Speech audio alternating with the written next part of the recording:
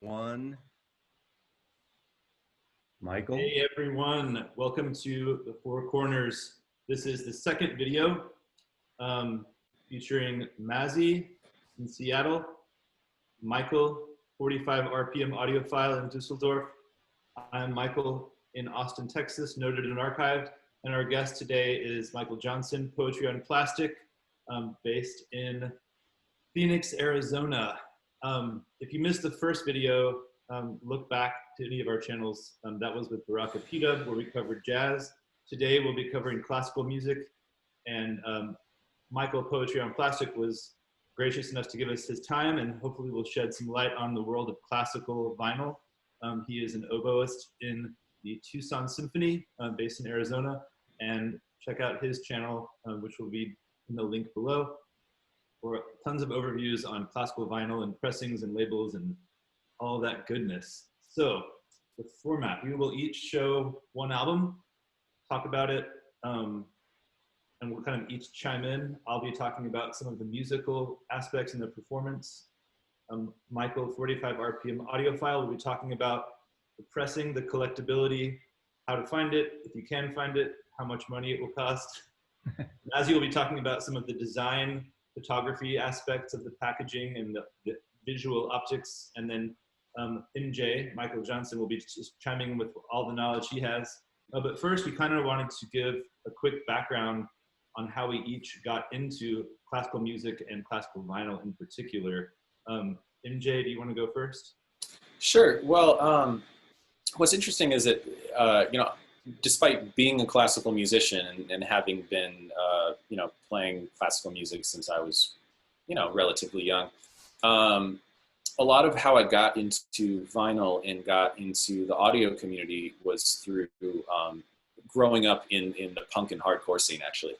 And so a lot of the first records I had were punk records, because what would happen is I'd go to shows, and eventually you get to a time where people stop selling CDs and the only physical medium people are selling is vinyl records. And that kind of got me interested and curious about the format. And it wasn't really till a couple years later that I started kind of connecting what I was training to do with, appreciation of vintage recordings of classical music on vinyl and all the different aspects of that kind of world. It took a lot longer to get into because of sound quality and pressings and things like that. It was a bit more complicated. Great. And I got into classical music very late in my listening career, just a few years ago, and largely due to the VC, MJ, Michael, Poetry on Plastic, shedding light on a lot of the different pressings. Of course, I'm sure I share a sentiment with Dusseldorf, Michael, in the Analogue Productions living stereo represses and kind of the more audiophile represses from the last 10 years, from the classic era, from the 50s and such.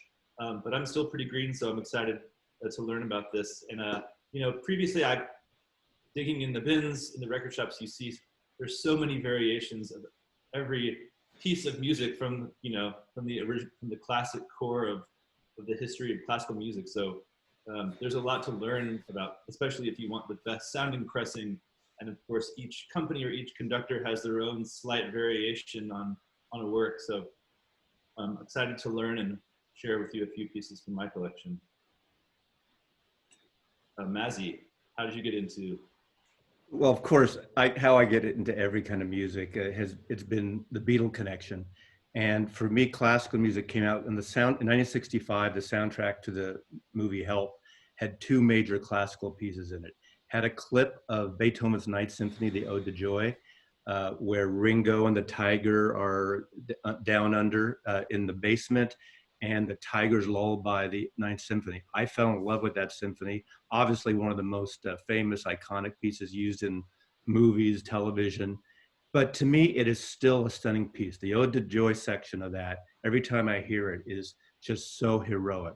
Also on that record is Wagner's Prelude to Lohengrin Act 3. And it's just so dramatic. Years later, when I worked in record stores, I referred to Wagner as sort of the Led Zeppelin of classical music. Now, MJ or anyone else might say differently, but just the the grandeur, even how his music is used in the film Apocalypse Now. So for me, it comes from a cultural stance. My first record, which I'll show a little later, 2001, was a major turning point. But a part where I really learned the most in 1973 was my first record store job when I was just barely 19 at Warehouse Records, a California music chain. And the strange thing about that record chain is their classical section wasn't just under Beethoven or the composer Solti or Bernstein or the conductor. Everything was listed by Schwann catalog number. If you know about the Schwann catalog, it was this monthly book that came out literally since the 40s or 50s, all the way through the 90s. And it was a monthly book that had mostly classical and soundtracks in it. And you'd go to the section and everything was listed. So that I learned about all these classical labels: Deutsche Grammophon, Angel Classics, Columbia Masterworks, Angel Records, which is a subsidiary of EMI, and then the budget labels, Seraphim, Non-Such Classics, and so on. So when a customer came in and wanted a Beethoven, you couldn't just go, or Beethoven's Ninth, you couldn't go to the Beethoven's Ninth. You had to look in the friggin' Swan catalog and learn it, and which number. It was the most frustrating thing. But the 2 years I worked there, I learned who composed what. Von Karajan was the Deutsche Grammophon person. Bernstein was all of Columbia. I got to know all the stuff, and in turn started getting some promos and got to know the music a little more, because I kind of, at least I had to talk about it. It was frustrating, but it was probably the best education I got at 19, 20 years old for classical music. Great. Michael? Michael in Düsseldorf. My turn. First, I want to know, Mazzy, you really look formal. Great outfit. Well, I figured when you go to the opera, you go to the symphony, you dress up. You don't wear a friggin' bowling outfit or golf shirt. So, you're right. Yeah, you're right. Once in a while, like we can't get dressed up and go out anymore for the time being. So, it's for the Michaels. I feel sort of ganged on. I got 3 Michaels and a Mazzy. They walk into a bar. Really like it. Really like it. So how did I get into classical music? It started during my streaming period. I was very heavy into the ECM label. Probably you all know that, the jazz label. But ECM is not only jazz. ECM has a sub-label. It's called the New Series. And in this new series, they are all about classical music, modern, classical music. And that was my first time when I got in touch with classical music. And then, of course, when I started my audiophile career, I relatively quick learned about Living Stereo and the Everest editions.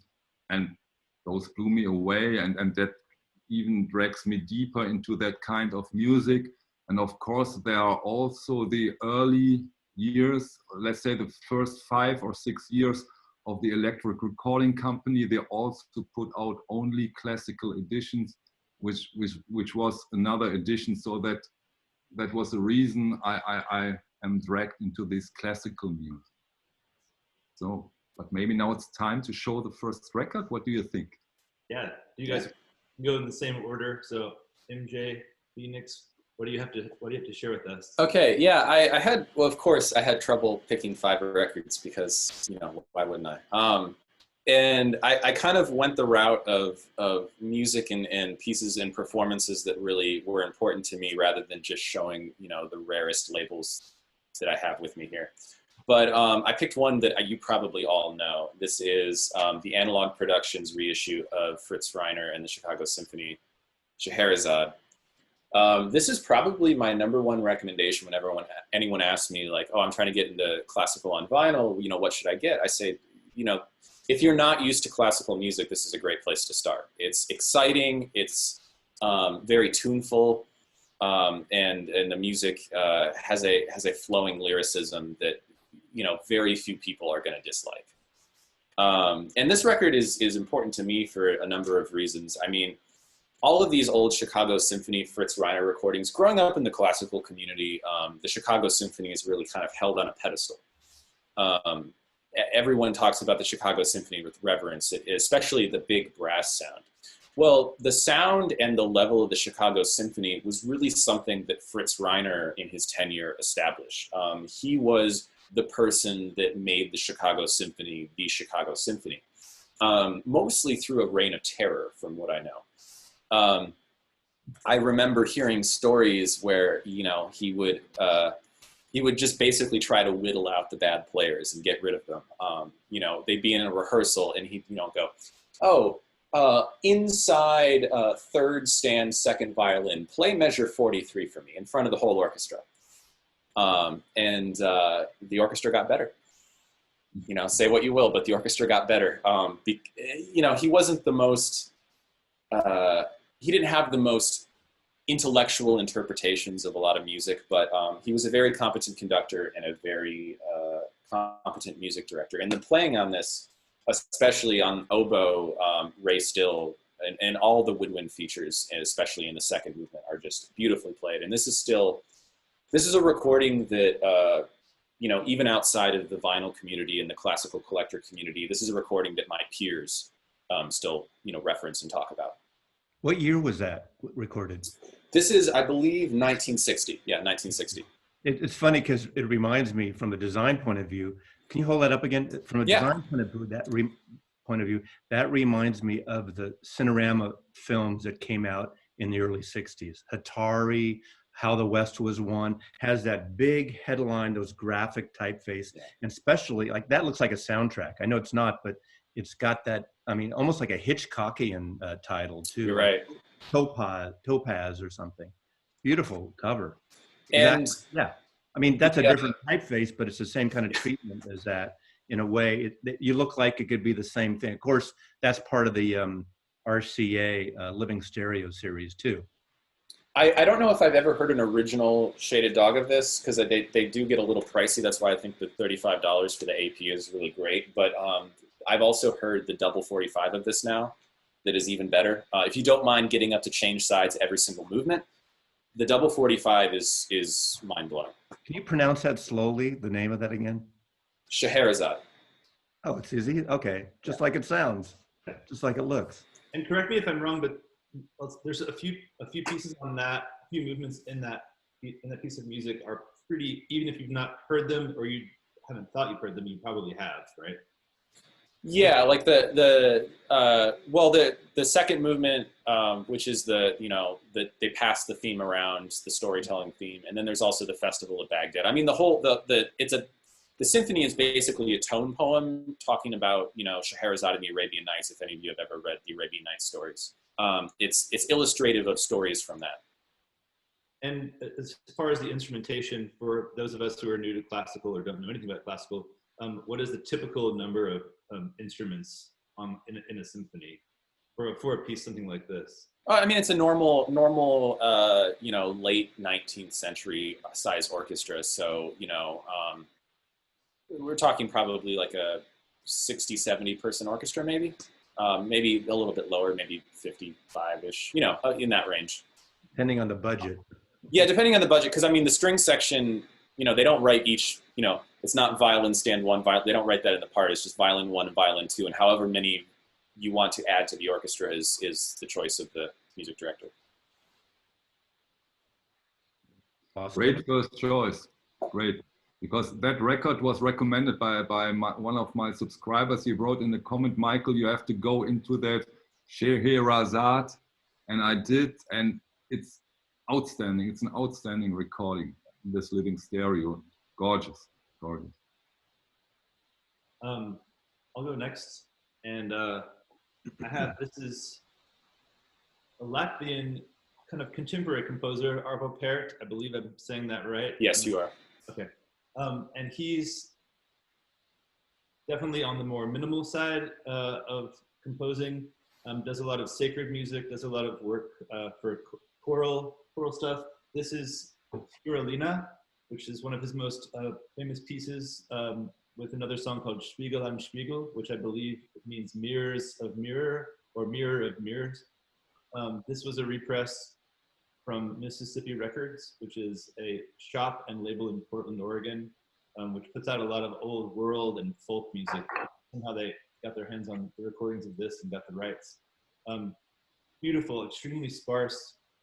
One quote on the back here says, Arvo Pärt once said, "The instant and the eternity are struggling within us." So heavy themes. I'm going to put a link in the description to him talking about composing the piece Für Alina, but really gorgeous. This is a single LP, 33 RPM, but really nice foil stamping here and full color. Interesting painting here. Looks sort of religious, that cover, that image from a distance. Looks a little religious. Are those meteor showers or rays of Jesus coming down? What's on the cover? It's a painting by a woman named Sarah Culp. I don't know what it is, or I think, yeah, who knows? I mean, he has sort of some background in like sacred church music, some organ stuff, and a lot of choral work. So there is kind of that element, the spiritual element, I guess you could say. I don't think he's like overtly religious, but maybe someone can correct me. A lot of those minimalist guys at the end of the 20th century always, you know, tried to take on some element of like spirituality or Zen. Like I know John Adams gets really into like Hinduism in his works, and you know Philip Glass and John Cage and all that. They were all into Buddhism and all that stuff. He really exploded sort of in that scene, the late 90s, early 2000s. I remember picking up some CDs when Tower opened a separate classical store in San Francisco across from their Columbus and Bay store on ECM and on Nonsuch. And, you know, groups like, which I'm going to show later, Kronos Quartet, were doing a lot. He got a really kind of known even beyond the classical minimalist audience. Yeah. I just mentioned the ECM new series, and Arvo Pärt is right. the main artist, one of the main artists in that ECM new series editions. There was that one famous I forgot the name of the piece that was everywhere for a while. Yeah. Unfortunately, I've never played any of his music. I wish I have, but a lot of this minimalism doesn't lend itself to wind instruments very well. It's hard to play the same line over and over again on a wind instrument and not have the musicians get angry at you. One thing funny, speaking of the minimalism, and he's talking about the score of Für Alina, which is the solo piano piece, is only 2 pages long. And it says the only notation related to the tempo roughly translates to peacefully in an elevated and introspective manner. So there's not really a time signature, just a peaceful tempo. Okay. I thought that was kind of funny. All right, Mazzy, what are you at? Well, this is an extension of my intro, talking about pop culture and getting turned on to this album. When I was 13 and a half years old, my father took me downtown San Francisco, Cinerama, 70 millimeter, the first week it came out of 2001, A Space Odyssey. Now, first of all, this cover illustration, when you're 13 and a half, 14-year-old, and you're into the whole space thing, you just eat this up. You just look through every picture, but this movie opens and closes with the same piece of music with Richard Strauss's, and I'm going to screw this up, but also sprach Zarathustra. Help me. Also sprach Zarathustra. Thank you. Kind of a minimal tone poem, but it's one of those pieces of music that has become so iconic and parodied and overused. A little known fact, the version on this album is not the version used in the film until the CD came out, I guess in the 90s, where they got that version of it. But what's interesting about this, I'm thinking I'm 13, 14 years old, and I get turned on to this. Now, of course, one of the most overplayed, you know, lush pieces of music is the other Strauss, Johann Strauss, The Blue Danube. We've all heard it. It's lush. It's when the, you know, the positive side of the movie and the space station, the rockets going to the space station, and it's almost like this whole 6-minute piece of music to that. My father, when I was in the theater, just loved that, because he's the one that would play things like Respigi's Pines of Rome and that very romantic type of music at home. It's only classical music he played. But then there's this György Ligeti two pieces of music in here, which is very sort of almost like progressive avant-garde, choral, psychedelic in a way. At the time, this is 1968, I'm listening to psychedelic music. I'm listening to Quicksilver Messenger Service, Jimi Hendrix play these 12-minute, 15-minute songs. And I hear Requiem for soprano, mezzo-soprano, mixed choir and orchestra, and Lux Eterna. Lux Eterna right now sounds, you know, before you had these Japanese anime type of thing, sounds like a character right out of that stuff. But the mood of those pieces, it's so minimal, it's so psychedelic. I would play this record in my room every night for months. Turn the lights out. Obviously, I was too young. I wasn't smoking pot or anything, but I had a black light. And this album to me was so psychedelic and turned me on to what would later become minimalism and avant-garde, which I'm going to show later too. So I really like the real melodic and the dramatic classical, like Beethoven or Wagner and stuff. But I really like Arvo Pärt and these other minimalists. I got turned on, and this record gave me a lasting impression on classical music. And I think I love the fact that obviously the movie did it. And of course, Kubrick, the little fact, Kubrick used this music when he was doing the rough cut of the album. He had a guy named Alex North score the movie. On the night of the premiere, Alex North thought his music was going to be in the film. He shows up. Can you imagine as a composer showing up at the premiere and your music is nowhere to be heard? He used all the music. Later, there was a... Did he still get paid though? Well, he got paid, but you know, obviously, you don't get paid for sales and performance and publishing royalties if your music. It's like a kill fee, pretty much. You know, for that. Can you imagine that? Now, we can't even imagine what this movie would be like with that. Although the Alex North score came out on CD, and I guess in the 90s or 2000s, so you can get that score. I can't imagine it without this, but it just made it. But this is like the found music he used for the motion picture. You know, I heard a story once, I don't know how true it is, but I heard that Ligeti himself was not aware that his music was used in the film until years later. He didn't like it, apparently. Yeah, he was a bit startled. Ligeti's an interesting composer because, you know, you're comparing him to the Minimalist, which is funny. But he comes before them. Right. And his music actually shares a lot in common with the type of music that was popular in the mid-20th century, which is more modernist, more serialist stuff. And he's, in some ways, his music is kind of the bridge between the really kind of intellectual, dissonant, atonal music and the more kind of ethereal stuff that would come later on with like Philip Glass and that kind of music. Yeah, I think this was written in 60 or 62, that a couple of those pieces there originally. Yeah, I had no idea who he was. I mean, before this movie came out, before I heard the soundtrack. So, my choice? I go back a few decades, but still one of the popular. Oh, really? Yeah, Four Seasons, Living Stereo Edition, 33 rounds per minute, well-known classical music. You know, I put this out a little on purpose because classical music is not so often in videos from the VC. There is Sound Strange who does some classical videos, but somehow it's not that popular and not righteous. I hope it's the correct term I use, because it's almost sometimes like pop music. And in my little knowledge of classical music, I consider this one almost as the first pop music album. Maybe the musicians amongst us can say something about that, because it's so easy to get dragged into it. There also has been reworks from, help me out, Max Richter, thank you. Good one, great one.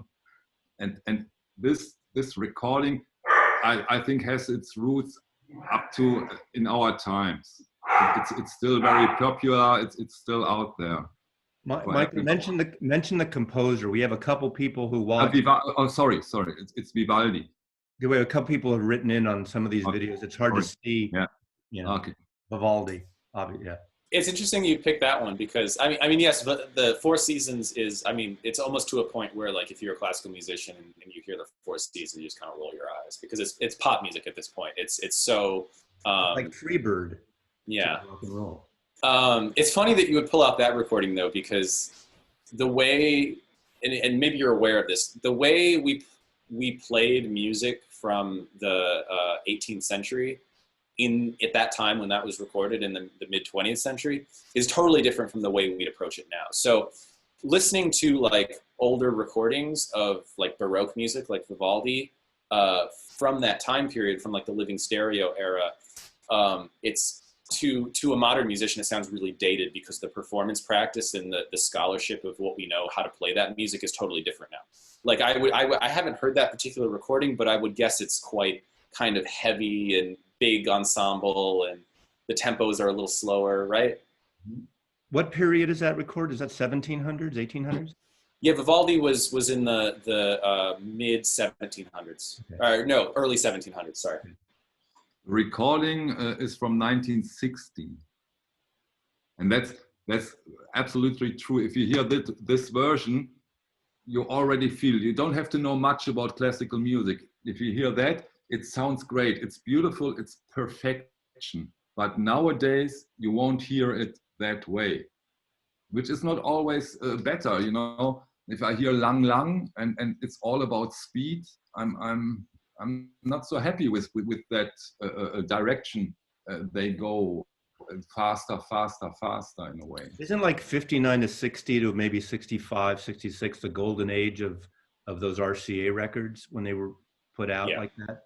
Kind of like, again, like Cinerama. That was the age of Cinerama. So it's just because it happened to be, I mean, it was new ground in recording. Right. They really didn't know what they're doing. I mean, they did, but it was all new. But they were using, you know, pretty much all tube electronics. So it had its own warmth to it. They were using, you know, tube powered microphones. The miking was very minimal, and they were basically recording hall sound. And that's why these recordings from this era sound so natural, especially the string tone. It's a realism that you just don't get with a recording that has, you know, 80 microphones over the orchestra, and, you know, the clarinet solos coming, so you turn up the clarinet. And but actually, Michael, that is the golden area of the classical recordings, the mid 50s to the late 60s, the best it gets. Yeah. I believe that version is the Società Corelli, which is an Italian ensemble. Is that? I think that's right. Yeah. I actually have that's the only version. I have the same version. That's the only one I have of that. Don't shoot me, but I can't say it right now. Can't answer that question. Now, I know there's a recent vinyl release of a really excellent recording by the Interpreti Venezia, I believe, on the Chasing the Dragon records. It's I believe it's direct to disc. It's a direct to disc of this Italian chamber orchestra playing, I believe, yeah, it is the Vivaldi Four Seasons. There's two records out. There's a record of them playing assorted chamber music and then a record of them playing the Four Seasons. And the sound quality is excellent, but also the performance, if you listen to it, it's going to be very different from something like that. The playing is, this ensemble's smaller. The playing is more like a historically informed kind of playing, so it's much lighter. All the articulation is much lighter. I think they're playing probably on gut strings. So it's closer to actually what it would have sounded like in Vivaldi's time than so having the 60s recording. Gut strings has like a softer, darker timbre to the tonal quality of the strings. Yeah, because in the last 50 years or so, there's been a resurgence in not only the popularity of what we call early music, but also you know, scholarship on, you know, what is historically accurate. Because the thing about this music is, unlike romantic music from the 19th century, that orchestras have been playing since it was premiered. It is a continuous line. But some of this other music, like the music of Bach and the music of Vivaldi and all these Baroque composers, their music was premiered and then essentially shelved. And, you know, some composers found some Bach manuscripts and were interested in it, but this music has no continuous performance history. Hmm. So a lot of learning how to play this type of music is actual, there's actual fields of scholarship on it. And that's why you see people now interested in reproductions of instruments from those era and playing the music on the type of instruments that they would have been playing back in the 17 or 1600s.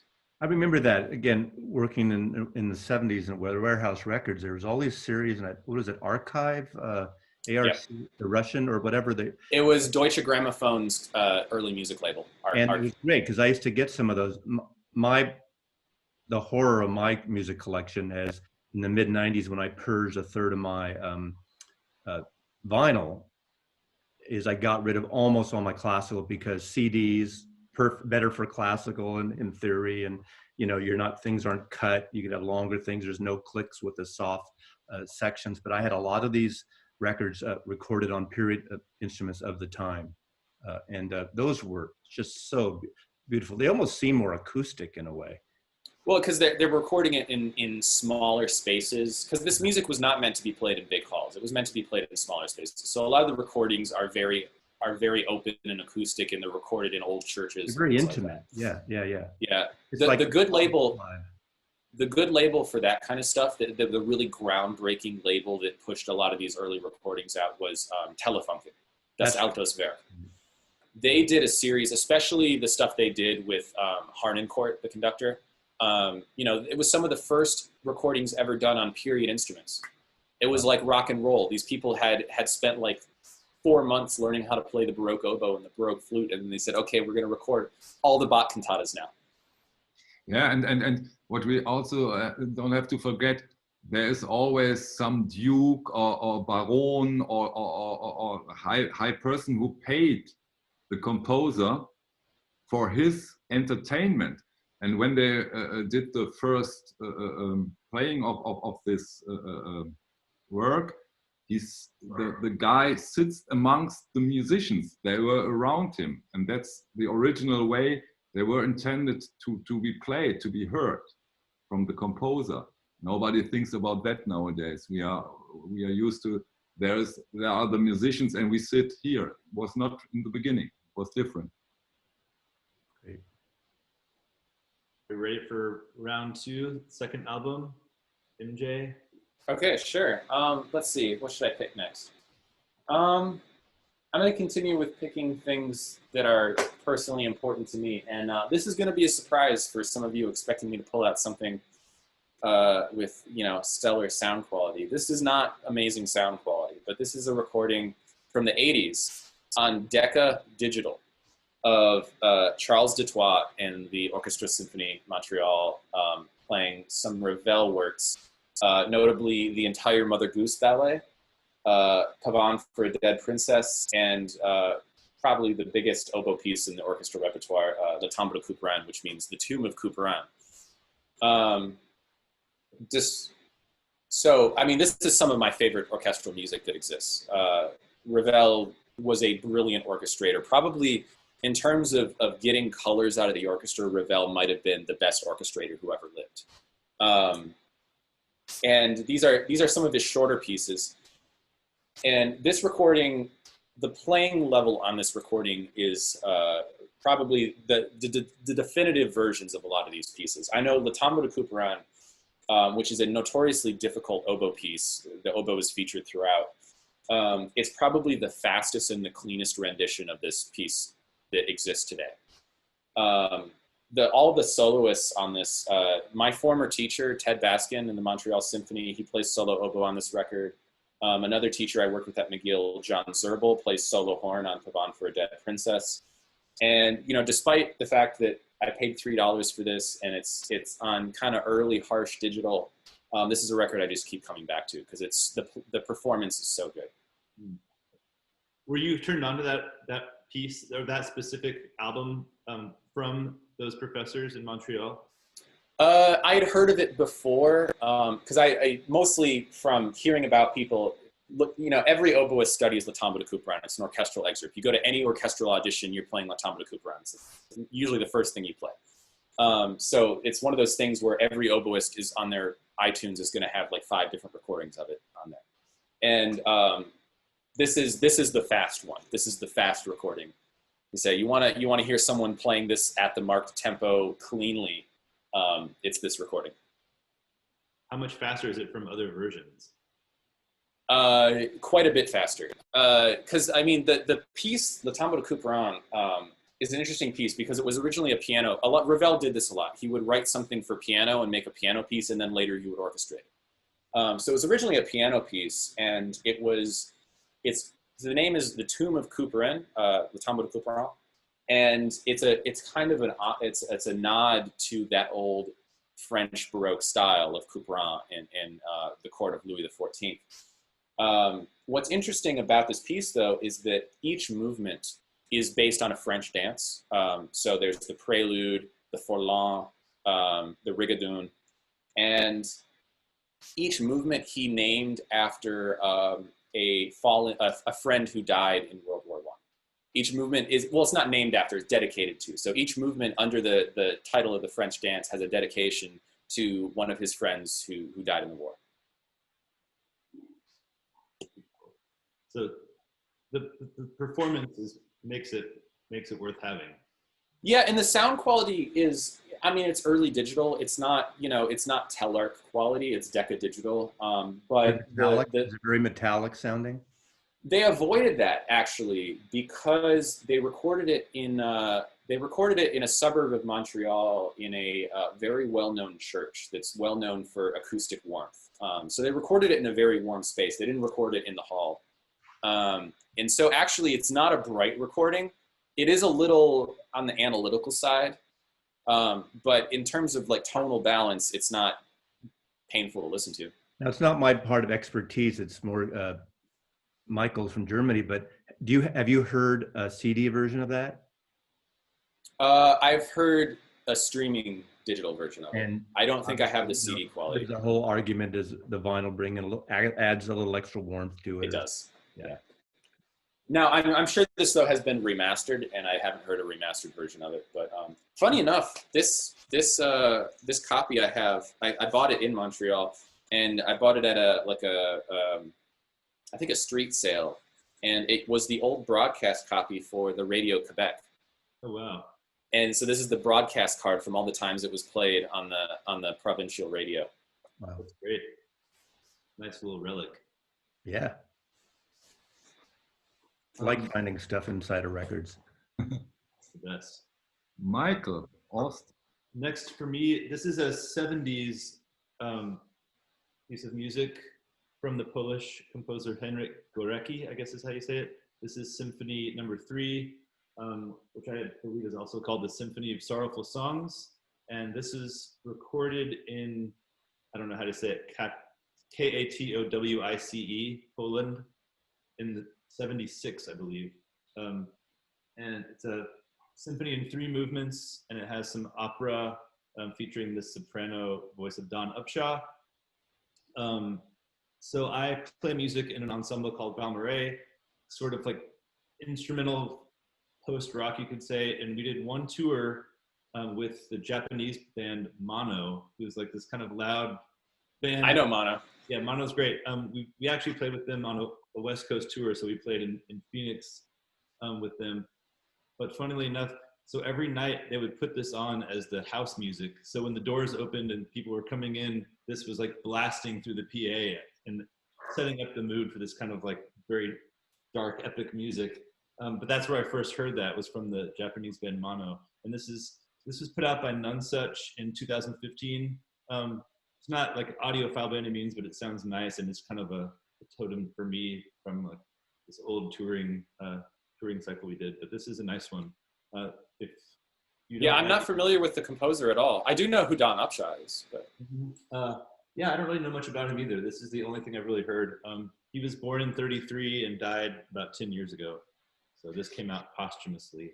I have that record on compact disc, and I got into this whole mode thing in the late 90s through the 2000s, and I bought tons of Nonesuch before they started re-signing these elderly statesmen like Randy Newman, Laurie Anderson, Ry Cooder on the Nonesuch label. Of course, it had been a budget classical label subsidiary of Elektra Records, and some sort of field recordings of international music back in the, the 70s and everything, in the 60s. But they did a lot of avant-garde music, a lot of 20th century music, like obviously like John Adams, Nixon in China, the whole that whole thing, and people like obviously Scott Johnson and even Zorn.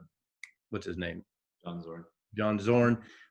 I really would buy these records because of the covers too. The covers were very modern, very unlike classical record covers at the time. Use of a lot of great minimalist photography, a lot of full bleed type things. And I just love, to me, that's a very wonderful graphic cover. I love that. It's kind of somber music. Yeah. Not very upbeat, but it has like this beautiful warmth, very lush, wintry kind of feeling. Yes, yeah. Nice. All right, Mazzy. Okay, I'm going with, to me, who I think is, again, from my point of view and my knowledge, one of the most innovative 20th century composers, Russian composer. So Maslov does Russian, and I'm going with Igor Stravinsky. I just love this cover, him at It's a great 1960. This is his recording, one of his recordings, one of the versions that he conducted. I'm going to say the English version, To Ride a Spring, and someone say it in French for me. Or the. I think I can pronounce it right. Yeah, totally. In fact, this is from 1913. This was originally recorded. The whole idea, it was presented on the Champs-Élysées originally when it was a ballet and orchestral piece. And there was almost like a mini riot, supposedly. And there's all these different discussions and theories. Were they rioting because of the music, or was it because of the ballet, or is it because of the theme of the pagan theme of the ballet? Stravinsky stuff is very, almost like, I guess, early modern avant-garde, very rhythmic. He uses sort of Russian folk music influences in this, and it was really a totally different piece of the time. And I didn't get into it until, again, I first heard this in the 70s. Someone put it on in the store, and it was a little different than all the traditional stuff again. And I just thought it was great. I love this cover. I think it's very graphic. There's a great CD that they put out, version of this on its 100th anniversary in 2013, Columbia Masterworks. I think it adds 2 different versions of him conducting this. So it's not just this LP, it's one other one, as well as a version of his Firebird Suite. But I just think he's an important artist. Again, that led me, I went backwards, but got into the avant-garde a little bit and out there music, which I really prefer quite a bit. A little challenging maybe, but I played it again yesterday and it just doesn't seem very odd to me anymore at all, but I think it's beautiful. Great cover. Look at that picture of him. It's Stravinsky was always at the fort, always at the cutting edge. I mean, when this premiered in 1913, and in a lot of ways, it was the ushering in of the modernist era, both in terms of society and art. I mean, it was right on the cusp of World War I, and that's really when art and music were never the same again. It's funny that you pulled out that recording because I don't know a single classical musician that likes that recording. That's why I'm not a classical musician. Because Stravinsky was a brilliant composer, and the majority. And I mean, really, like all his music is just. I think he's a genius. But he was a terrible conductor. And he didn't like a lot of the other people doing his work either, apparently. I think but I think I remember reading an interview where even Stravinsky acknowledged that his own recordings were kind of garbage. Because it was funny is the orchestra is playing very well for him because it's the composer. But he can't keep the orchestra together at times. For this piece, I really like. That's punk. Yeah. Well, that's kind of the point of a spring, though, is you need someone giving the right beats at the podium because the entire work is counting. There's nothing that technically. I've played it. There's nothing that technically difficult in the piece. It's just can you count? Can you count the polyrhythms? It's very rhythmic. It's very rhythmic. Maybe that's why rock and roll people kind of gravitate to it because it's got those rhythms in a way. Who knows? I don't know. Michael, what do you think? Michael, who's answering. Austin, musically, do you know? I'm familiar with that music. Check it out.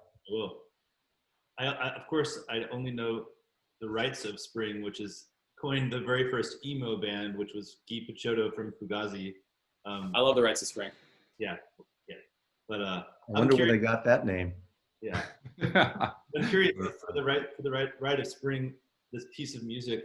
I wonder, are there other versions, MJ, that you know are like more like definitive or widely known? Well, it's one of the most recorded pieces of music in the repertoire. I mean, there's so many recordings of it, and a lot of them are very, very good. I don't have it here. There's two that I really like. So most of the same players that are on that Stravinsky version, because the Columbia Symphony was more or less I believe that was recorded in New York. So the label, it's like the House Symphony in a way, right? But there's two Columbia Symphonies, really. Oh. One of which is contract people from the New York Phil, and one of which is contract people from the Los Angeles Symphony. Depends where they were recording it, because the ones with Bruno Walter in the Columbia Symphony were done in LA, but I think the Stravinsky ones were done in New York. But there's a great version of, I think, the same people, the New York Philharmonic, playing it with Bernstein on the early Columbia label. That's been reissued. That would have been New York recording also at Sony or at yeah. So Leonard Bernstein, the New York Phil, and I believe that was reissued by Impex, and I have the Impex reissue. It sounds better than the original. That's probably mid-60s, early to mid-60s? Early 60s. Yeah. And then another really great one, especially for sound quality, is the Georg Schulte in Chicago one on Decca in the 70s. And there's a speaker's corner version, and the original version is affordable, like $20. I think maybe this is way off base from a musician's point of view, but Bernstein, his score, one of my favorite scores of his is his score for West Side Story. And there's a lot of influences of that type of, the jagged part of it, the different rhythms that he uses. Yeah, he makes it count. Yeah, exactly. Well, the whole dance thing too with Jerome Robbins and all that. So I'm a huge West Side Story fan. I know that's going from classical music to the Broadway, but it's basically classical. Yeah, well, especially, and that to me is the best use of it, the best collaborative. And Michael, you in Germany, you have a version of this as well on vinyl. Yeah, I have an Everest version, the 45 round per minute analog Everest version, and the sound quality is astonishing good. Is that the one with Goossens conducting? Yeah, the green one, beautiful cover. Yeah. Is it in your vault? Pardon? Is it in your vault, or do you have it handy? You don't have it handy. I have it handy, Mazzy. I have it handy. Give me a second. Oh, I didn't. We have a running joke about a couple of records that are very rare that he keeps in his vault. And I remember we did our first collaboration. I said, "You got a friggin' vault?" Oh yeah, you showed that. I love that. Beautiful cover. Beautiful color, yeah. Is that still available? It is available, but easy. You can get it over a 55. Acoustic sounds. Yeah, they have a double 45 of it. Okay. Beautiful version to go. What's your next one, Michael Ludwig? No, I have another one. Yeah, when it comes to availability, Electric Recording Company. Yeah. Schubert. I can't read it. Sonatina number 3 in G minor, played by Johanna Mazzy and Jean Antonietti. And I put this one out because this is a good example to talk about the collectibility of classical records, of original pressings. If you consider some of those Blue Note originals pricey or expensive, look for some of the classical original pressing. Sometimes it's unbelievable. It's always chamber music too. Yeah, you're right. And they go around 3,000, 4,000, 5,000 euros is not that rare. It's unbelievable if you can get them. For a few, yeah. Yeah, for a few, of course, not they are not legion in that price range, but they are. For example, originals of this one. It's so hard to get. And also the problem again, those are old recordings. If you buy an original pressing, it's 50 years old and doesn't sound that hot, I think. So again, in my opinion, Electric Recording Company did a great job with this one, because this sounds fantastic. Fantastic. Everybody says it's insane to put out a record which goes for 300 British pounds initially, but compare it to an original pressing and then it looks a little different. And those are made in London? Those are made in London, yeah. I still have never heard one. I want to. We need to have a listening party if COVID ever ends. Through the internet, you know. But Mazzy, what do you think about those cover art? Well, we were talking when you showed the Sam records, what I got attracted to it. It almost looks like it. I know it's different. It almost looks like it's silk screened, but I don't think that is. No. Yeah, I like it. You know, it fits a certain type of music. Was the original cover like that, I assume? Exactly. It's an exact reproduction of the original cover. It's a very scholarly cover. It's you know, with a little sort of filigree thing of that. You know, I keep thinking of a graduation tie. It's not that, but a little thing on the end. You know, I love the EMI logo. I've loved that. You know, from the UK point of view, that world logo. It's very a timeless logo from the 50s and 60s for EMI records. I mean, when I went to London with the whole Beatle time and that is a whole old EMI Parlophone stuff. I just love that. I mean, in fact, Parlophone came from the classical side. We were talking earlier before we got on here, MJ playing the oboe, and I was telling him that, you know, George Martin, my Beatle connection again, was an oboe player. That was his sort of primary instrument. But that comes from the whole EMI house and the corporate thing of London and aside from the BBC. It's a great classic cover. It's not like great design, but it's a cover of its time, and right. I think it's great they didn't try to modernize it. You know, the worst thing to do is when they tried to, especially in the 80s, when they tried to do this 80s style thing of records later, it was, to me, atrocious garbage. That's beautiful. I have a question for our musicians. We have two musicians today. When I hear this Schubert records, it feels so modern. It doesn't feel like old music. Is that a personal thing, or is there some points when I say it sounds modern to me? It doesn't sound old. I have no clue. So this is a duet, and there's two other issues of also Schubert music in this from the label. Interesting. I'm not familiar with the music on that pressing. Yeah, I don't know those pieces. I know there's a ton of Schubert chamber music, and the string players kind of have free reign on that music. It's their bread and butter. I mean, especially like chamber music. What was going on in Germany at this time? This music was being composed against the backdrop of kind of the social upheavals of like the 1830s and the 1840s, and then we have the Spring of Nations in 1848. So both Schumann and Schubert were kind of writing during this kind of intellectual renaissance that was putting forth all these liberal ideals. And the problem is the government, especially in the local governments in Germany at that time, were they censored a lot of art and music at that time. So even though we have these symphonies from Schubert and Schumann, the really interesting music at that time is the chamber music that they were playing in salons. These upper middle class or bourgeoisie people in these communities would just have private concerts in their homes for each other, because there was what could be played in the concert hall at that time was very conservative. So it's avant-garde music of their time. Of their time, yes. Wow, great. This is a history lesson, folks. We're learning. Yeah. Yes, there's going to be a test on this video after. So, what is your third record you want to share with us, Michael in Phoenix? What's your third? Okay. So let's see, what should I pick? Let's do an opera record. Let's have more history.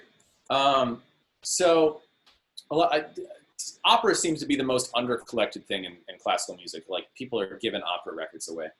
And I tend not to collect full sets of an opera. Like, I can't sit down and just listen to an entire opera. That's not, it's too, if you're not watching it, it's just too long and it's too much. But I love opera highlight records. And my favorite opera highlight record is one of the best performances. And this actually, the full version of this is on the Harry Pearson TAS list. This is Herbert von Karajan conducting Mussorgsky's Boris Godunov. Do any of you know this opera? I do. Oh, okay. I saw it in San Francisco Opera. Do you know which version you saw? The San Francisco Opera doing it, but I don't know which version. There was a period of time where I got free opera tickets, and the San Francisco Opera is amazing. The staging, everything. It's you know, again, like you, I know the highlights of certain things, everything from Wagner to the Italian operas, the German operas, and but going for the spectacle, you know, where I was way up in the nosebleed seats of the Opera House, but I don't know which version, but it's stupendous. You know, it is like 4 hours, 5 hours. Yeah, depending on the version. Yeah, I actually did a paper in my undergrad on this opera, and what's interesting is, so you guys know Mussorgsky probably vaguely, right? He wrote, you know, Pictures at an Exhibition, and he was the first. I think he played with Emerson, Lake and Palmer too, or something. He was the first real Russian composer in the 19th century. But when I say that, I don't mean that there weren't Russian composers beforehand, but they were kind of, the Russian aristocracy was very much trying to be Europe at the time. And they were very disconnected from the rest of the Russian populace and like Russian folk traditions, because the monarchs in Russia, I mean, Catherine the Great was German. Like, all these monarchs were not Russian. And so a lot of the music they were playing was imitations of the German and Italian styles that were importing over. And Mussorgsky was one of the first people to really compose in a Russian style and develop a really Russian school of music. He was also a raging alcoholic, and that's why most of the music we have from him is unfinished. He just couldn't get away from the vodka. This opera is his only finished opera. He left a couple other unfinished ones. It's the only one that was completed. It was revised twice due to censorship from the Tsar. And after that, Rimsky-Korsakov, who wrote Scheherazade, revised a new version of it that's kind of takes away some of the Russianness, in my opinion. And that's the version that was played for most of the 20th century, is the Rimsky-Korsakov version. And this is the Rimsky-Korsakov version. Nowadays, if it's performed, they almost all go back and do the original Mussorgsky version because it sounds more like Mussorgsky. But makes sense. Yeah. But yeah, this is probably the best recording of the Rimsky-Korsakov version. Shostakovich also did a version too, but that one never got popular.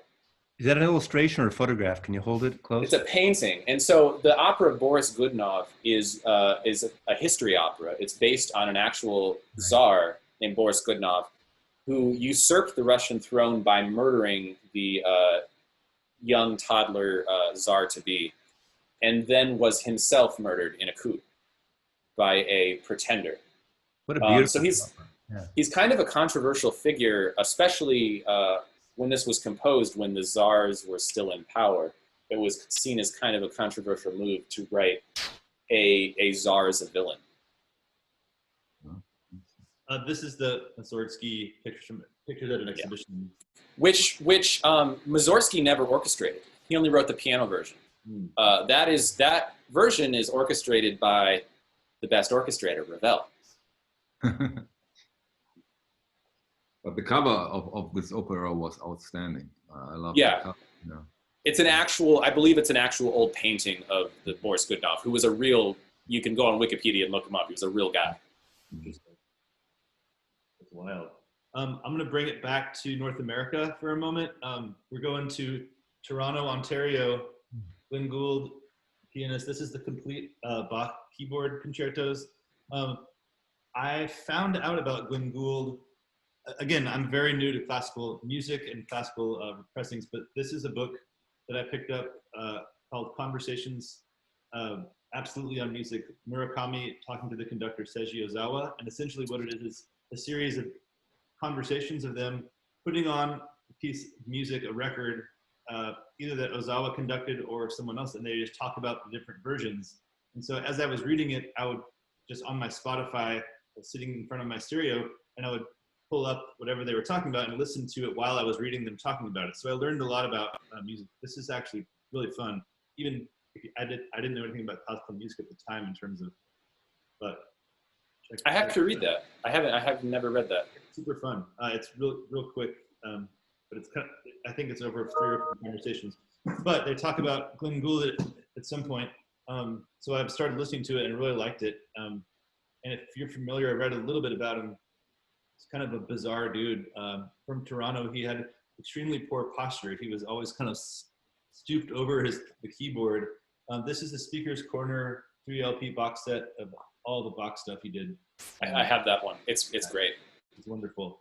But for those who are into the piano world, this might be up your alley as a good start. I think Glenn Gould, I might be wrong, but I think he was somewhere on the autism spectrum.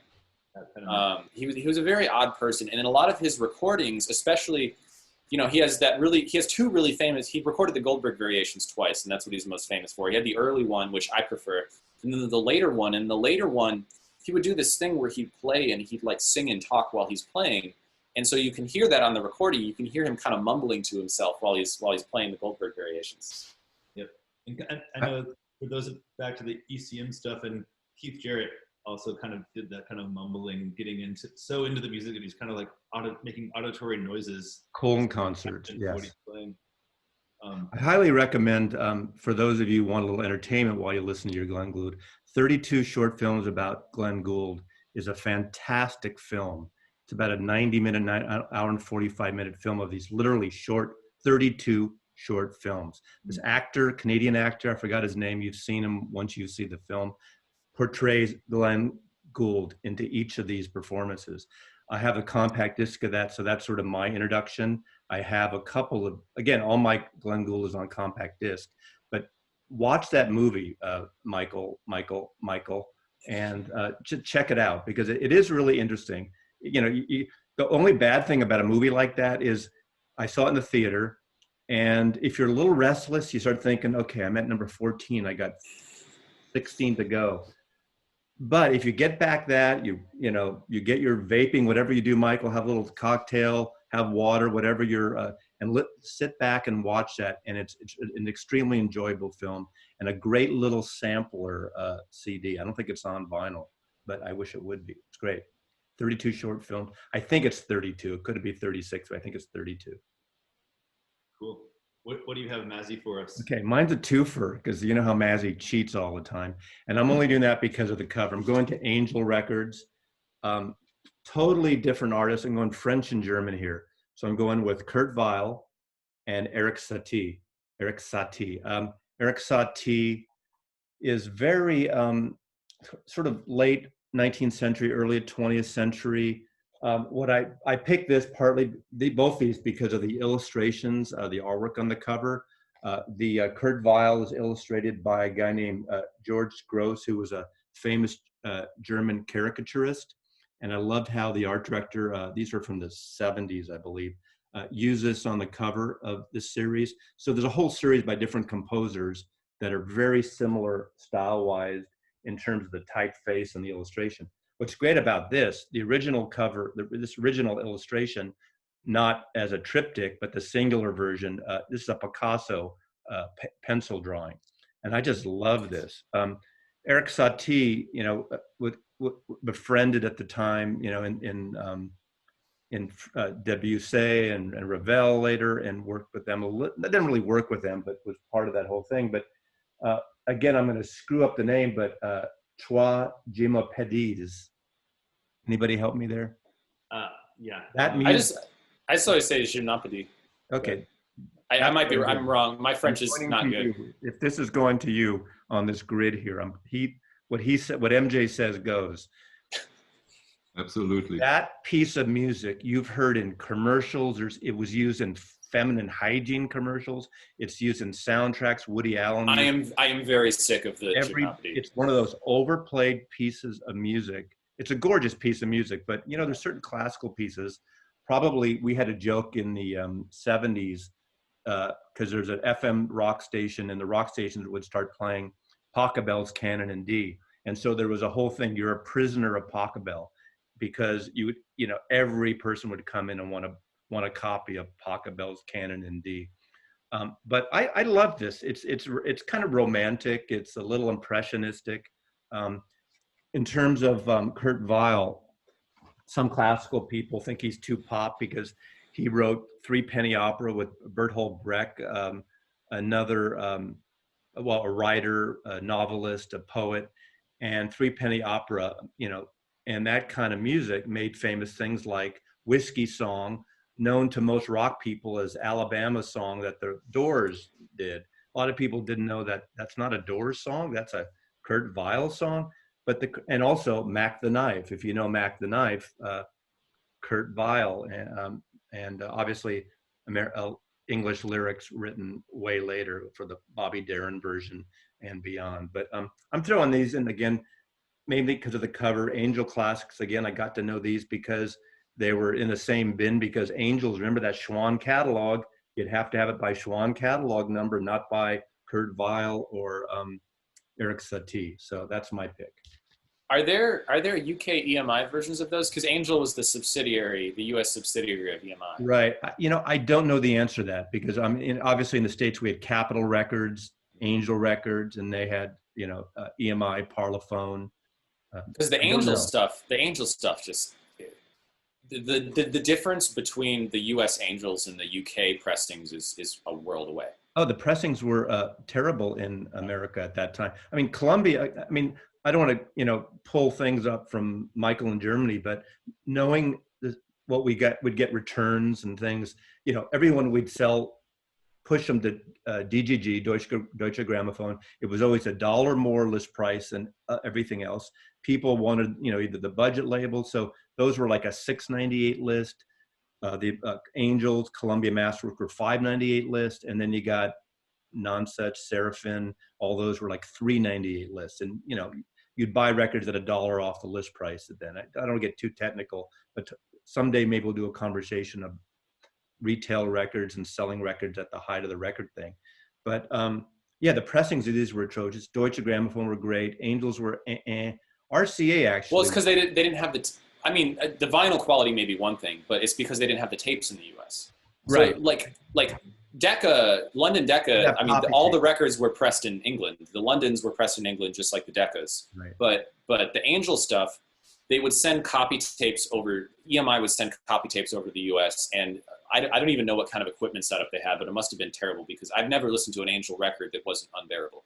Yeah. I don't know about the mastering and that whole thing, and that's something someone else might be able to chime in on. I have no idea. I was going to mention, Michael, in Germany, you might be interested in this, the minimal ambient world of music. There is a composer named Philip Korner who did a few pieces of Satie, and the release is called Satie Slowly, and he basically plays it at like a third of the normal tempo. It's already slow. I guess it's sort of, I mean, it's just a full gimmick, but it's pretty fun. It's like very meditative, like, you know, minimal drone almost music. It's kind of funny. I think I showed 2 albums that the classical geek in our midst here hates, or that. Well, no, I mean, the music is wonderful though. I mean, I think Kurt Weill is so special just because he's one of the few links we have to like the Weimar German culture. That was this huge artistic flourish in the 1920s in Germany that we just, like, a lot of people never made it out of. Yeah, and he was influenced by Mahler and Stravinsky as well, too. You wouldn't really hear it in the music, but that's, you know, interesting stuff. Next. Dusseldorf, man. Okay, another Everest. One reason I put that one is, of course, because of the cover. Outstanding cover, I think. And it's Coro Bourrée. It's Hinastera, right? Pardon? It's Hinastera, right? This is Hinastera music. Yeah, and it's a ballet and goes with the Aborigine culture. And what strikes me about, at least about this pressing, it's in classic record, and I've never heard in classical recording which such an outstanding dynamic.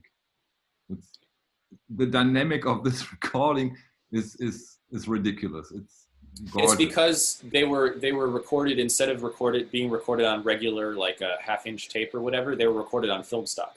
Mm-hmm. Yeah, so 35 millimeter. Yeah. And if you want to go into the dynamic capabilities of your hi-fi equipment, this is the one to go. It's outstanding. Really. Is that the 45? No, it's a 33. That's the one I have. A relatively old one from classic records. It's not from analog productions. And I have to learn that you have to be a bit careful with the classic records releases of these Everest stuff. Some are outstanding, like this one, but some are not good. Not good. So be careful. A lot of them are drilled off center. I've had a lot of classic records when the tone arm does this. That is the case, and also simply not so good. The overall sound quality isn't that good, but this one is outstanding. And I know the composer is John Entell, who's Australian. I'm not familiar with his work. Is this one of his most well-known productions here? Pardon? Is this one of his most well-known pieces? Or I don't know how well known it is, but it's a gorgeous recording, and very, very, very specific, very nice, and how can I put it? It's a little off. It's not what you expect from a classical recording. Okay, it's ballet music, but still very surprising, very, very nice listening. It's conducted by Eugene Goossens with the London Symphonic Orchestra, this version, and quite interesting.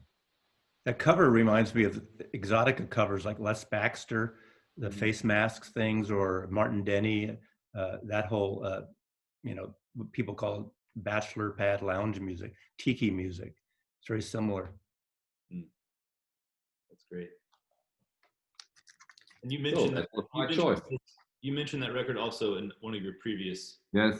Yeah. I'll need to go back and listen to that, because I have it and I haven't listened to it in like 2 years, and I should bring it back out. Give it a listen and look or hear the dynamic. It's great. Especially because my system's improved in that time, so Gotta test it out. Yeah. What's next? What's next from you, MJ? Okay. What should I do? I think I'll bring in something that I know that nobody here knows, unless you've watched my videos. I do. This is a Decca album. Well, it's actually a London. This is the third symphony of Albrecht Mignard, conducted by Ernst Ansermet, Orchestra Suisse Romand. I mean, if you collect Decca records, everyone knows Ansermet and Suisse Romands, the orchestra he helped found. And he was like, most of the early rare Deccas are Ansermet recordings. This one's a little later. It's from '69. They marketed it as Ansermet Memorial Album because he died a couple years later.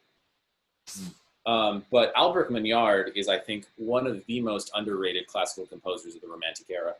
Not enough people really know who he is. His music is great if you like Bruckner, but he was a Frenchman, and so a lot of people call him the French Bruckner, because he kind of composed in that very like Wagnerian, Brucknerian style, but with a little bit of French Impressionism sprinkled in. And he's, I think, most well known because he's kind of a folk hero in France, because he died in World War I. And he didn't die fighting in the war. He died because one day he was at his home in the countryside and he saw German soldiers marching over the horizon. And he, in his bright idea, decided that he was going to shoot at them from his house. So he did that, and then the German soldiers came to his house and burned it down with him inside it. And that was the end of Albrecht Mignard.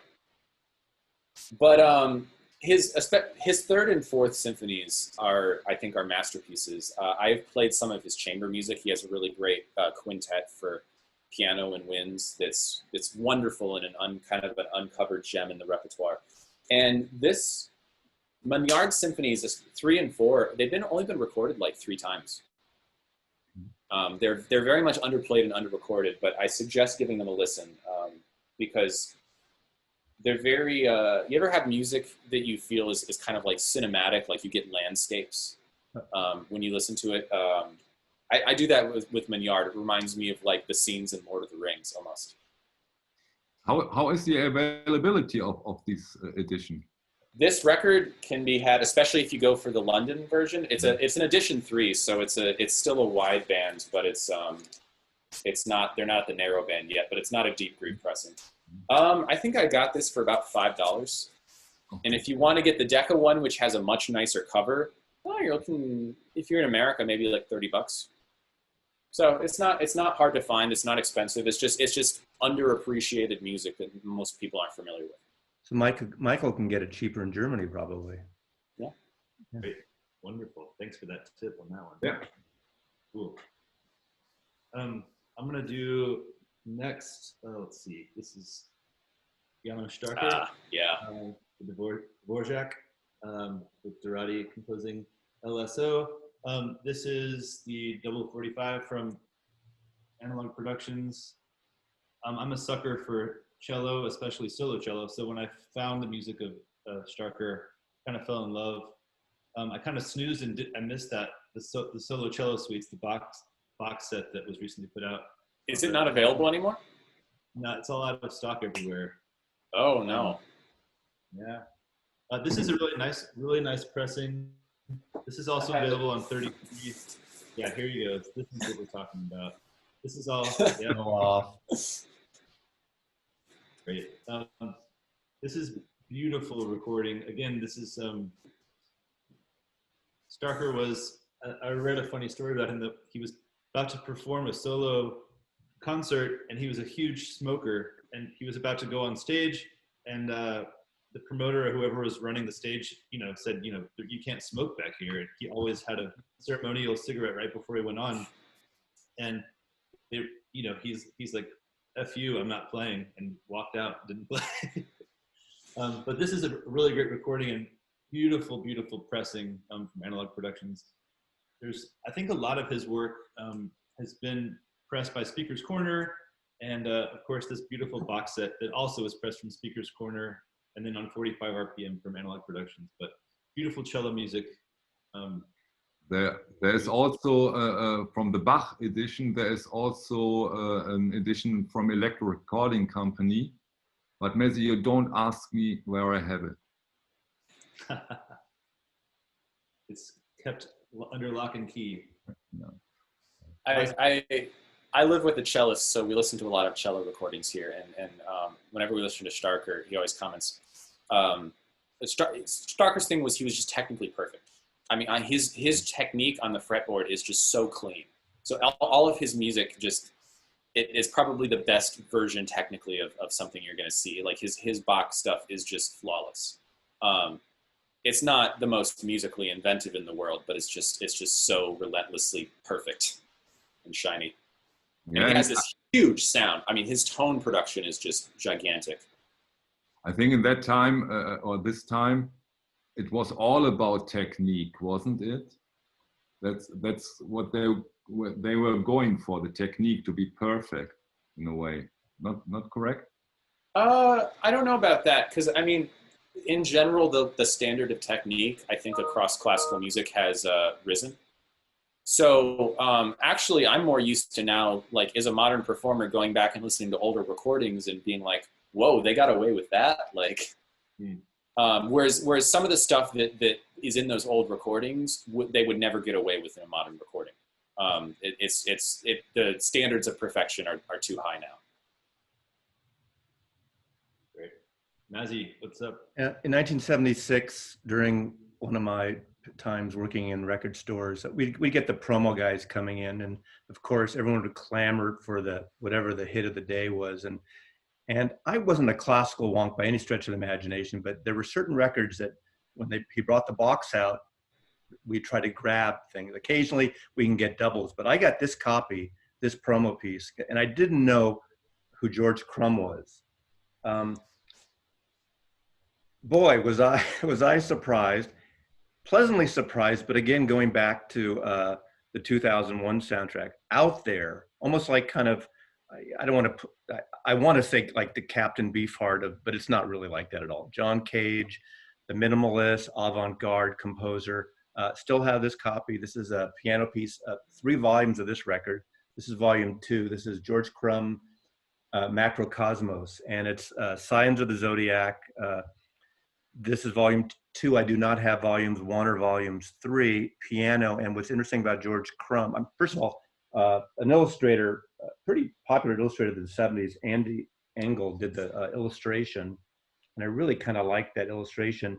It almost looks cosmic. It is looking cosmic, but it's also the score of this. And of course, those of you who can read notation and read this will know what I'm talking about. Promo copy, Columbia Masterworks. Now, George Crumb, this piece of music is piano-based by Robert Miller on piano, but like people like John Cage too, you don't just play a piano with your hands on the keyboards. You use mallets on the strings. You kick it. You throw things at it. It's kind of like, again, I've talked to this on my channel. I'm a fan of conceptual artwork, of the Fluxus movement, Yoko Ono, and minimalist and avant-garde, and I just love the idea of this. This kind of music drives some people bonkers. I could put this on and people leave the room, which is great, because if you want to, end a party, you put this kind of shit on and people say, what the, I don't want to swear on this particular video. But it's out there. There's voices, there's doing weird kind of, you see where Yoko got her thing too, in a way. So I think it's kind of fabulous. And this has like Cancer, Sagittarius, Pisces, Gemini. I'm not going to name the actual pieces of music, but each one represents the sign of the zodiac. So 1976, this came out, I suppose it's a 1974 or 5 recording. And I'm going with George Crumb, who's not everyone's cup of tea. Do you know, is that, are those pieces for prepared piano? Prepared in, what does that mean? Oh, do you not know what that is? Because a lot of the strange sounds you're probably hearing on piano might be from a prepared piano. Tuned a certain way or what? So John Cage actually came up with this.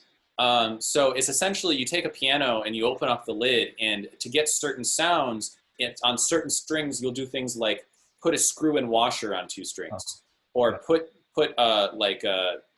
laundry clips on one to mute it. And so you not just have a piano that has notes on it, but some of the notes make specific sounds. I don't know the answer to that. It wouldn't surprise me by listening to some of it. What I do like, there's a note here, and it says, this is great. The piano sound in morning music has been modified considerably, and the listener should not think that the recording is defective in any way. That's subjective. I definitely answered that, but it wouldn't surprise me. I mean, I was going to bring in, but I didn't think the cover was great. The Columbia box set, which I also bought in the 70s, which is not like this, but of Harry Partch. I'm a fan of the composer who basically invented and built his own instruments. That's for another time, another place. But I love this kind of stuff. I want to learn more about it. I know I like it, and I'm kind of amused when I put it on and people hate it. Not that I'm trying to piss people off, but I expect it. And it's again, like conceptual art in the MoMA, you go there and you see something and people say, oh, I could have done that. What is that? They have no talent, But you didn't. But you didn't. Jackson Pollock, Splatter, you didn't do it. Yoko Ono, John Cage, 1 minute of silence. You didn't. But I love the concept of it sometimes. And sometimes the concept of it may be more important than the actual results. So if you're into that kind of music, I recommend Märzbau. Oh, I love Märzbau. Jap You noise. can't listen to this all the time, but at the right time, to me, this is lonely music, because I don't know many people that I can sit and listen to it with. So I like the collaboration records Merzbow does with different bands. Like, have you ever? So if you listen to Merzbow, have you heard his stuff with some of these like Western like metal bands? No, I haven't. I just have a few Merzbow records, and honestly, that's enough. It's difficult check out the stuff that Merzbow. He's done 2 records now with a American power violence band called Full of Hell, and it's fantastic. I'm sure George Crumb influenced bands like Sonic Youth. You know, the whole noise thing. I mean, I don't study that. I like a lot of that stuff, but you know, the lineage is definitely there. God, we sound so smart here, don't we? But I want to go just because it has something to do with Düsseldorf. Back to the prepared piano thing. There is a famous musician. He's called, and I think Michael in Texas knows him because he's a colleague. Quite a genre overlaps to his music. He's called Hauschka, and he does a lot of these prepared piano stuff. He has some records out on Deutsche Grammophon, and he's quite famous and a great guy, and he does this prepared piano stuff quite a lot. MJ, do you know Hauschka? I don't. How do you spell it? Hauschka. No, I can't say I'm familiar with him. Check him out. It's cool. He was originally on Fat Cat Records with Max Richter and Sugaros and Moom and all that. Oh, okay. But he's on Deutsche Grammophon now? I did something with a violinist. He did an album also with prepared piano. Yeah. I'll see if it's on. I'll check it out on Tidal if it's on there. Yeah, it's probably there. Yeah. Well, we played with him a few times, and he literally takes the lid off, and he has this like old doctor's bag full of stuff. Yeah, yeah. Felt and weaves the felt in between the strings. He puts like mini vibrators he got at a gas station bathroom, like all sorts of things, coins, little sacks of things, and like so there's like percussion, there's muting. It's pretty interesting. Michael in Dusseldorf, what is your record? Okay. You mentioned him, MJ, Bruckner. Yeah. And I put this one out because this is a very, very special recording of his 7th symphony. And what's so special about this edition is that it is a direct-to-disc recording. And this makes it quite special. And I think what's also important to mention is that they used, I think, 5 microphones. Yeah. And I've never heard a vinyl that comes so near to the real listening experience with a real symphonic orchestra.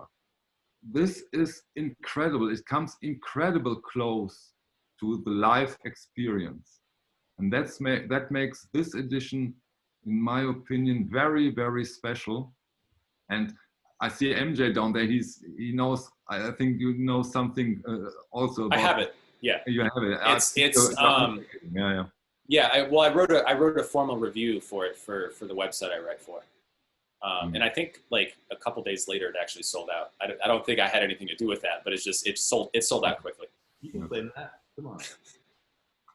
What is the website for those of you who are interested in? Oh yeah, we can put a link down there. I write for a website called Audiophilia.com. I'm one of a few writers on that website that does it's vinyl reviews, music reviews, and equipment reviews.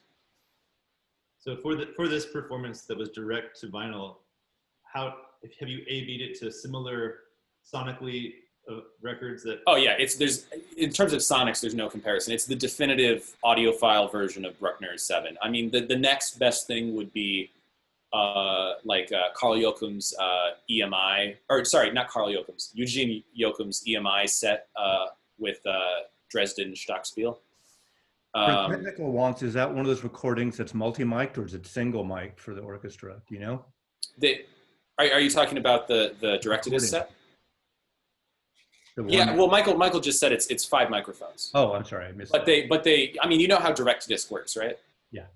Yeah, it's. I mean, they cut it right there in the booth during a live performance, which is. It's a lot of pressure for the musicians because if there's one mistake, you got to do you do it again?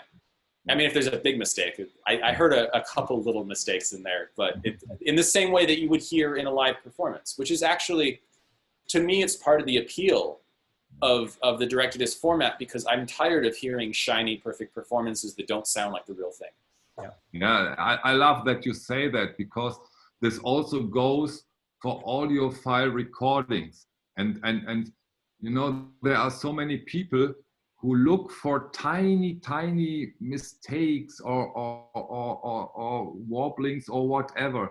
And of course you find them. Vinyl is not perfect digital things. There are mistakes, and the same goes for those direct to disc editions. I can live perfectly with some minor mistakes when I have, on the other hand, this outstanding quality. So for this actual recording, obviously they're limited by the side of the vinyl, the physical side of the cutting surface. Do they kind of do half of the movements and then take a break and then flip sides on the cutter head? Or for this one, it was actually a 1.5 LPs. So they did the first movement on one side, the second movement on the other side, and then the third and fourth movement on the third side. And on the fourth side, they have the signatures of all the principal musicians in the orchestra, along with Bernard Haitink. And I don't know if you mentioned this, but this was Bernard Haitink's last set of performances with the Berlin Phil, because right after he retired. This was like a year ago or something? Yeah. It's new, a relatively new one. They put out 1884 pieces, because that was the year Bruckner composed this symphony. Beautiful edition, really beautiful edition. And they did it, in my opinion, because I have the original, the Brahms Symphonies box set that they did a year ago, or 2 years ago now. And they got better. There were some sonic, the Brahms box set was great, but I had some criticisms of the sound. They did this one so much better. Cool. All right, I think we're on our last round now. So one more record each. MJ. Okay. This one is just one of, I pull this out so much because it's one of my favorite recordings ever of probably my favorite symphony ever. And this is Andrei Previn with the London Symphony Orchestra playing Rachmaninoff's Second Symphony. I played this piece. This was one of the first pieces when I was at MSN that I ever got to play principal on. And we played it with, oh God, we had the guest conductor. Do you guys know who Philippe Entremont is? He was a famous concert pianist. He did a lot of recordings with Bernstein and Eugene Ormandy on Columbia. He played like Saint-Saëns Second Concerto, brilliant pianist. He's too old to play piano now, so he fancies himself a conductor, and he's one of the worst conductors I've ever worked with. And he does it like, like half the time he'd just be shouting at us in French, and we had no idea what was going on. I hope he doesn't look the vinyl community videos. Maybe I don't care. No one's hiring him anymore. Okay. We'll fund you. But despite that, playing, this is probably one of the most fun things I've ever played. The music is just, I don't know if you guys have heard this symphony before. It's just gorgeous. It's, I think, Rachmaninoff's best work. It's so melodic. And it kind of takes you on an emotional roller coaster. And this recording, Previn, it was, when this recording came out, it's interesting because it's one of the first times they recorded the complete version with all the repeats. Normally they would do a shorter version. They would leave out repeats and they would take cuts in places. And this is one of the first times someone actually sat down and recorded the whole thing. And it's just, there's very few recordings that I think are so just monumentally important in the repertoire as this one. And the sound on EMI, this is the 70s EMI, the dog stamp label. And the sound is just fantastic. EMI is one of the few record labels, like, unlike RCA, which went downhill in the 70s, and Mercury went downhill, and even Decca went downhill a little bit compared to some of the stuff they were doing in the 50s and 60s in the golden age. I actually, in my opinion, I think the early EMIs are actually not great sonically, and the stuff they were doing in the 70s was the best stuff they ever did, in my opinion.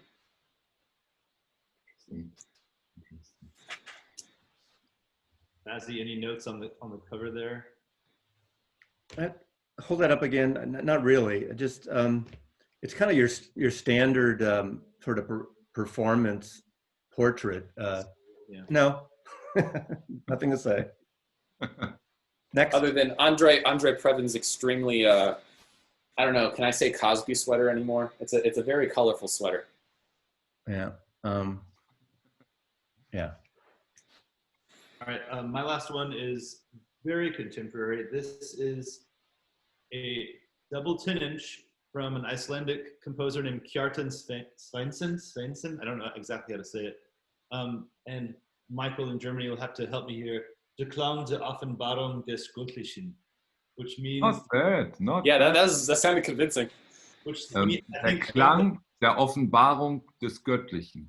Which is the explosive sonics of divinity, roughly. Of course it is. Yeah, it fits. Yeah, you can say that. Great. So, Kjartan is known for being the keyboardist from the famous Icelandic band Sigur Rós.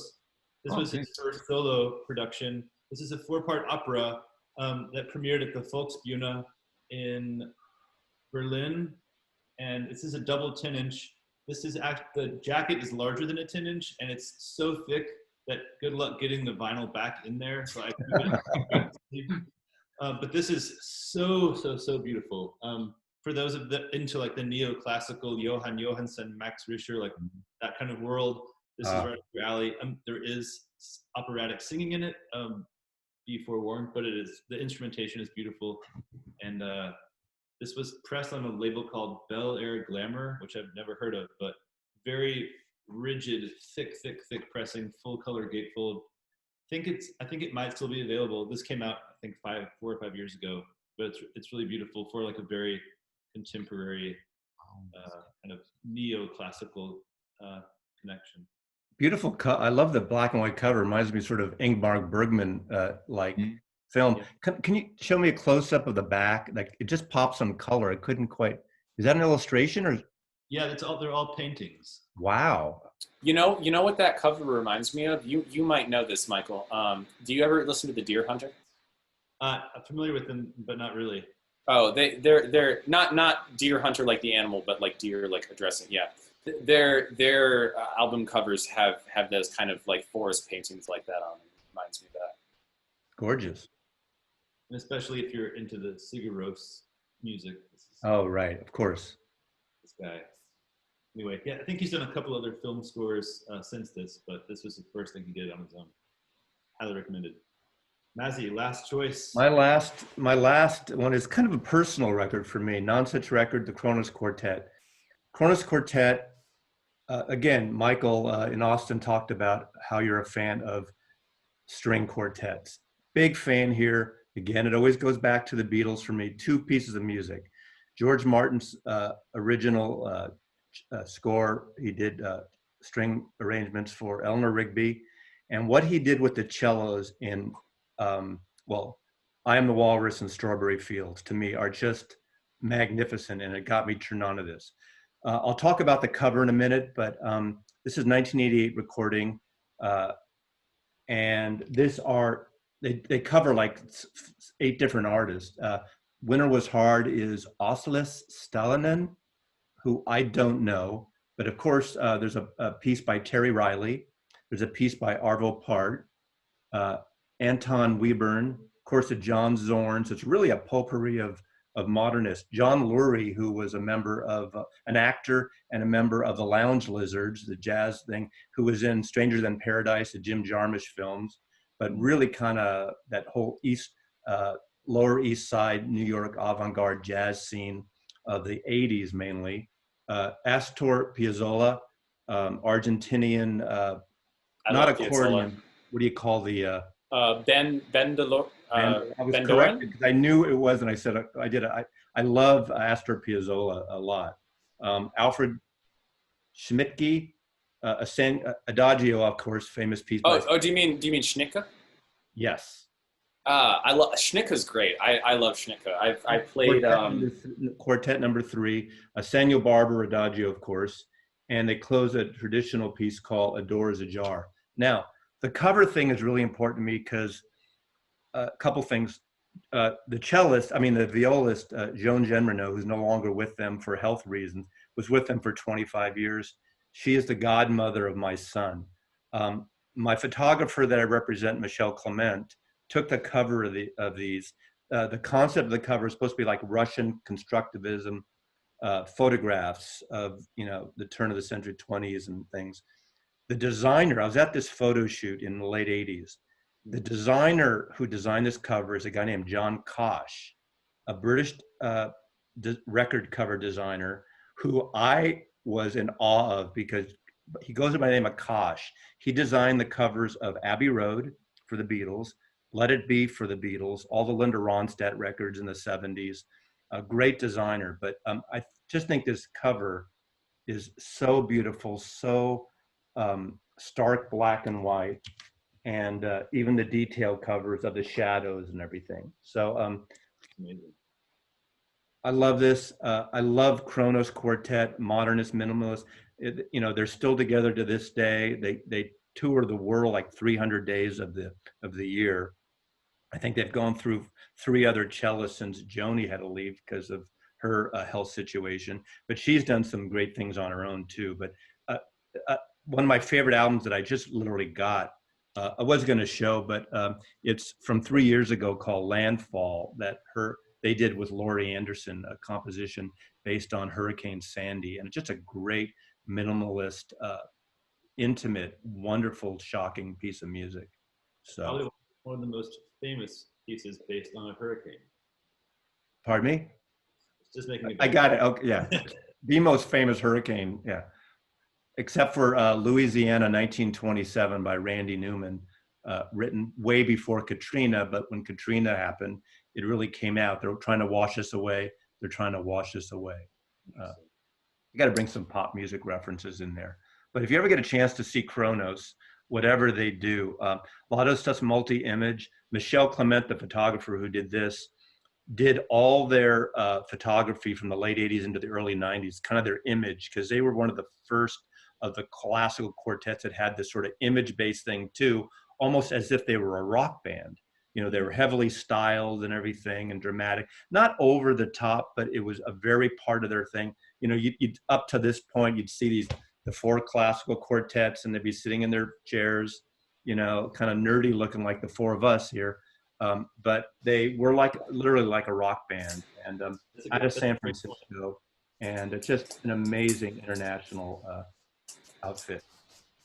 That's a very interesting point to bring up, kind of changing the face of how they marketed themselves. Well, and again, they got picked up by Nonsuch. They did a couple independent records before, or smaller label. They did a great thing of the music of Bill Evans before that. So they really merged into the genres, not just classical specifically. And they do pretty much stay away from the traditional. I mean, they got around this time some airplay because they did a kind of interesting cover of Purple Haze by Jimi Hendrix. So that got some airplay. I need to find that. That looks cool. Yeah. Yes. This is the tail end of, you know, when CDs were coming up. So you can still get this pretty cheaply. Is it my turn? My last turn? You're it. Okay. And we've got a winner. Yeah, someone's. I'll get it later. At the very end, can you hang out for a minute and pick your iconic cover that will show well, and let's hold it up for a thumbnail each. So okay. Okay. I close the circle with my last one. I showed in the beginning. I showed Vivaldi, 4 Seasons, and now I finished with Bolero. Again, I think I have to get this. They're knocking again. Okay, again, and it's so popular up to now, and I understand why, because when you're in the half of this one of Bolero, you think it can't get any better, but it gets better and better and better and better, more. And this makes this recording so special. And if you haven't heard that one, really highly recommend it. It's gorgeous listening. It's very emotional, and this living stereo is a beautiful recording, and still a very good availability. You can get it in your record stores. Beautiful pressing of an outstanding composition, I think. And that great RCA living stereo type again, color, just really graphic. And that sells you. Of course, the photograph is kind of interesting too, but that multicolored type, so early 60s. But Mazzy, I think the photograph is a little outdated, isn't it? It's very 70s. What was that, 1962 or 60? Something like that. It's early 60s. That's a great I have both the original shaded dog of that and the new Analogue productions, and they're both great. I mean, it's 1956. Oh well. You know, so they recorded that before they could put it out on stereo. Because RCA did stereo recordings as early as 1954, I think. I think the first one they did was like Pines of Rome. But they didn't have stereo records until 58. There's Respighi or... Respighi, excuse me, see? Sorry, I was making faces in the background because the doorbell was actually the new speakers that I'm set to install. So. Wow, amazing. And for those of you who are, maybe just getting into the vinyl world of classical, Analogue Productions has the RCA Living Stereo remastered. It's a great place to start. Yeah, and I was going to say that Munch is how you say it, the conductor of the Boston Symphony Orchestra. He is one that they were heavily repressed, as well as the Reiner with the Chicago Symphony Orchestra. Or there's a lot of titles that all sound great. Yeah, and the stuff that, especially the stuff that Munch did of French repertoire. I mean, Munch was a Frenchman, and he that was very much where he was at home. And while he was the conductor of the Boston Symphony, that orchestra really became known for their interpretations of French Impressionist music. Amazing. Well, we have a lot to study and research and listen to, I think. I hope so. Yeah, thanks for watching, and we'll do some more of these, and let's grab and there'll be links below. Oh, do I have to pick one now? Pick one that works graphically on the screen, please. Hold it closer, Michael. Not close. Okay, I feel like a photographer now. Give me a little sugar. MJ, tilt it. Yeah, it's the window. Yeah, little in towards you. Come on, give me some sugar, baby. Yeah, there we go. Okay. Thank you. Thank you very much. But I have to say something. MJ, you showed me tonight how far away I am from saying I know something about classical music. Thank you very much. Well, I think people should know they don't be afraid of it. I mean, I just jumped into it. Right. Just go into it. Try it. And don't be afraid to go. We didn't show a lot of Vivaldi and we didn't even show Beethoven. There's a lot of if you like that stuff, start with it. Don't start with art with Crumb, definitely. Well, I think there's something for everyone in classical music, because classical music incorporates so many different things from so many different time periods. I mean, for me, I've always, from an early age, I've always been fascinated with history. I'm very much someone that likes to read about history and kind of understand what life was like for different people at different times. So for me, classical music is a window into that. So I'm always relating to classical via history and how it sits in the context of what was going on at the time. So that's just, that's how I talk about music, and that's how I come to appreciate music, I think. But everyone approaches it from different ways, because I know so many of my colleagues don't think about music like that. Right, whatever works for you. Listen to the music. Just be right. Be inspired. That's it. I second that. Hey, thanks. Links and descriptions below. See you next time, guys. All right, take care. Thank you so much for having me. Yeah, this has been fun.